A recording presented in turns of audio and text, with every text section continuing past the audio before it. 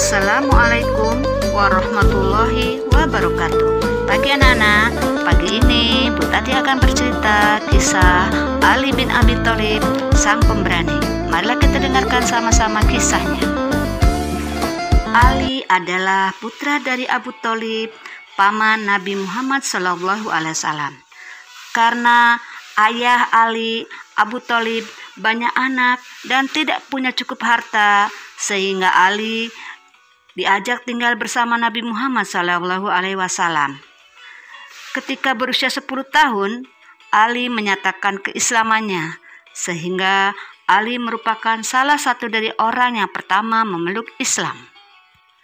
Setelah Abu Thalib mengetahui bahwa putranya Ali telah memeluk Islam, ia mendatangi kediaman Nabi Muhammad SAW ditemani Ja'far.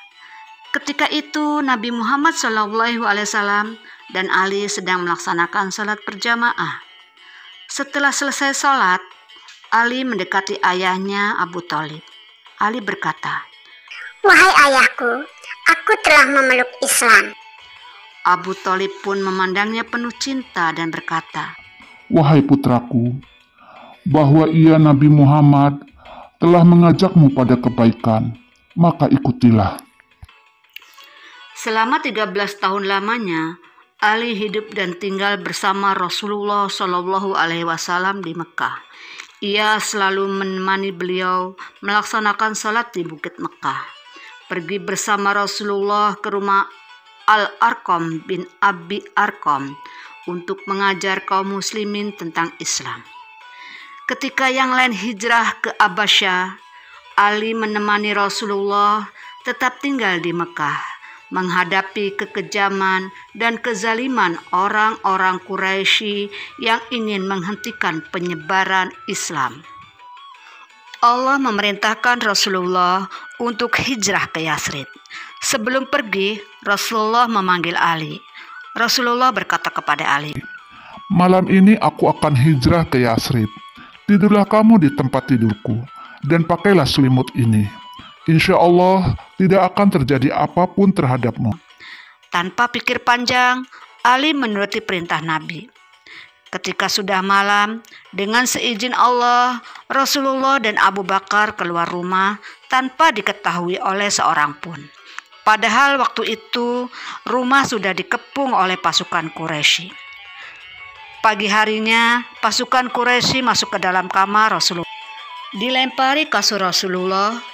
Mereka amat terkejut ketika melihat yang bangun dari tempat tidur bukan Rasulullah, melainkan Ali. Dengan marah, salah seorang dari pasukan Quraisy bertanya kepada Ali, "Di mana Rasulullah?"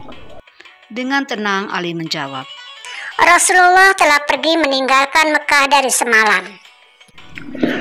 "Pergi kemana?" Tanya mereka kembali. Aku tidak tahu, Jawab Ali. Setelah menempuh perjalanan yang sangat melelahkan, akhirnya Rasulullah dan Abu Bakar tiba di kota Yathrib. Penduduk Yathrib menyambut kedatangan Rasulullah dengan takbir, tahmid dan tahlil serta puji-pujian. Rasulullah mengajak penduduk asli kota Yathrib untuk meninggalkan agama nenek moyang mereka dan memeluk Islam. Rasulullah menyatukan mereka dengan cinta kasih dan persaudaraan. Kaum asli kota Yathrib disebut kaum Ansor dan kaum pendatang disebut kaum Muhajirin. Kemudian kota Yathrib berubah nama menjadi kota Madinah. Pada tahun kedua Hijriah, Ali bin Abi Thalib datang ke rumah Rasulullah untuk melamar Fatimah. Lalu beliau menikah dengan Fatimah Az-Zahra. Dari perkawinannya, akhirnya Ali dikaruniai 2 orang anak laki-laki yang bernama Hasan dan Husain. Ali bin Abi Thalib termasuk sahabat yang paling paham tentang urusan agama. Ia selalu memenuhi kebutuhan keluarganya. Pada suatu hari, Hasan dan Husain sakit. Ali dan Fatimah berpuasa untuk kesembuhan putranya. Pada hari pertama puasa, datang seorang miskin yang sedang kelaparan. Lalu mereka memberinya makanan yang disiapkan untuk berbuka.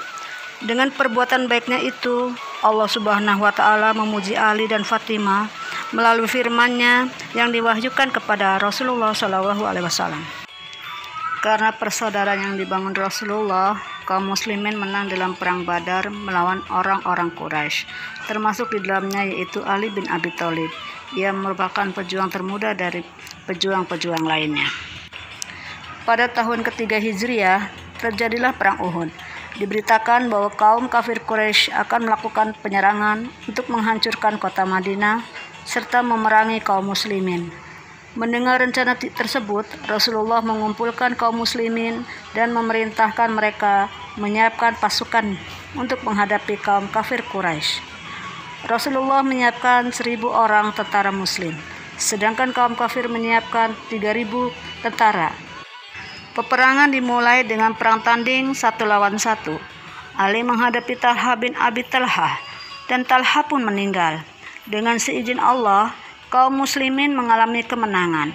Namun, karena tergoda akan barang rampasan perang, para pemanah yang ditugaskan di bukit meninggalkan posnya, sehingga pasukan kafir Quraisy kembali mengepung dan menyerang kaum muslimin. Dan Ali bin Abi Thalib menunjukkan keberaniannya dalam perang Uhud tersebut maupun perang Badar.